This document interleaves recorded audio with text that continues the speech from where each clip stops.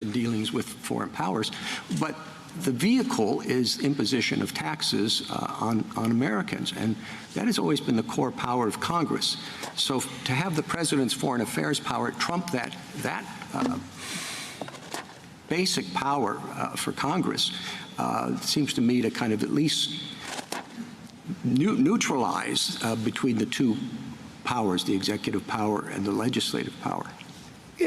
Let me say two things in response to that. First, the notion that the taxes are all borne by Americans and are not borne by foreign producers whose goods are imported is empirically, there's no basis for that in the record. It's actually a mix. Well, who pays the tariffs? If a tariff is imposed on automobiles, who pays them?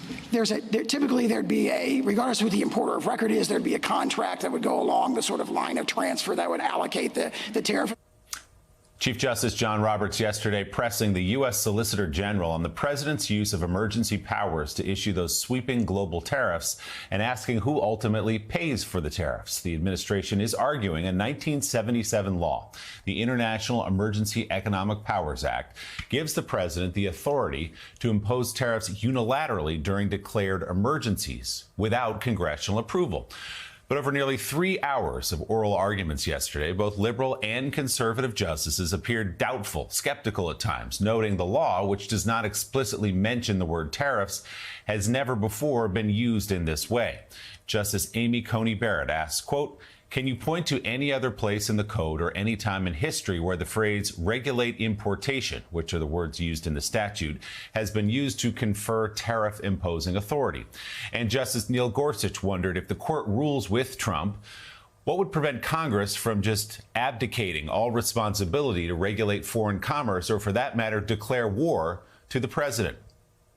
So, Joe, there are a couple things at play here. Do tariffs even fall under this law that the administration is using to use the tariffs? But then the bigger question, we heard this raised by almost all of the judges, mostly by Chief Justice Roberts, is what about Congress? Tariffs and taxes fall in the hands of that branch, not the executive branch. If we rule in your favor, this would alter the way, effectively, the two branches of government work.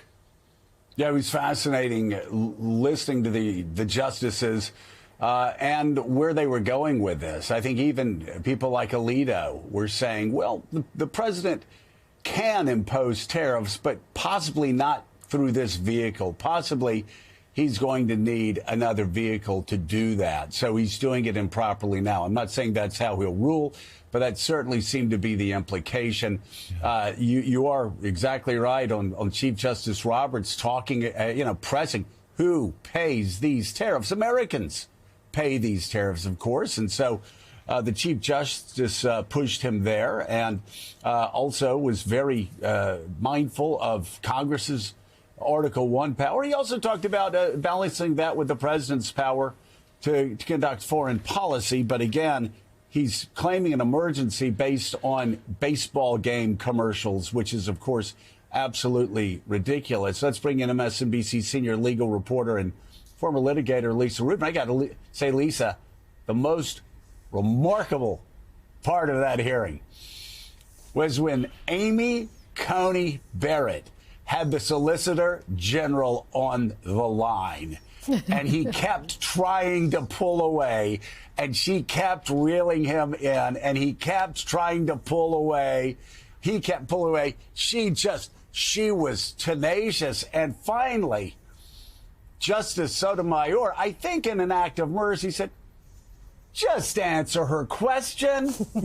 You're not answering her question. We all know you can't answer her question. Just admit it, basically, is what Justice Sotomayor was saying. But, Amy Coney Barrett really yesterday was the one driving home the point that the statute does not fit the remedy that the administration is using it for.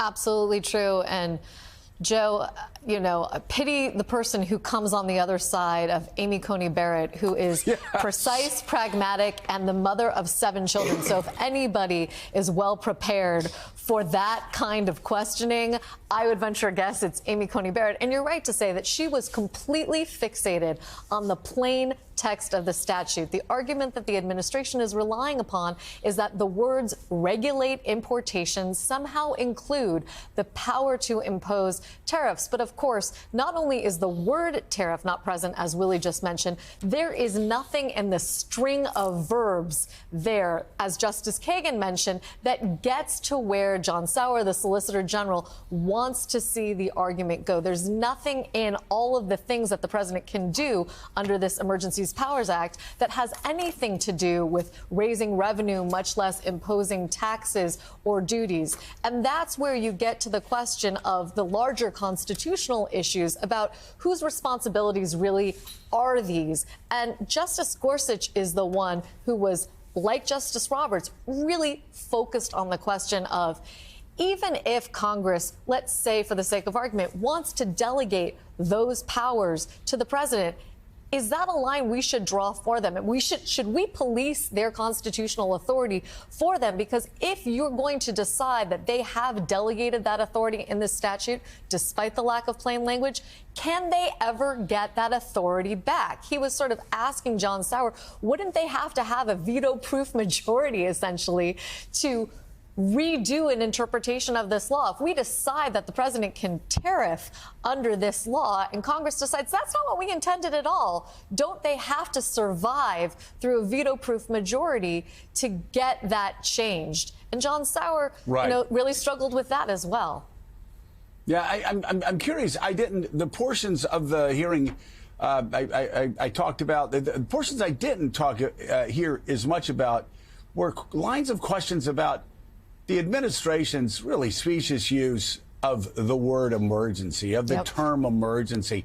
Like, this is a president who is claiming that when he gets pissed off while he's watching the World Series because there's a commercial about Ronald Reagan, that constitutes an emergency, and the next day he can jack up tariffs on Canada.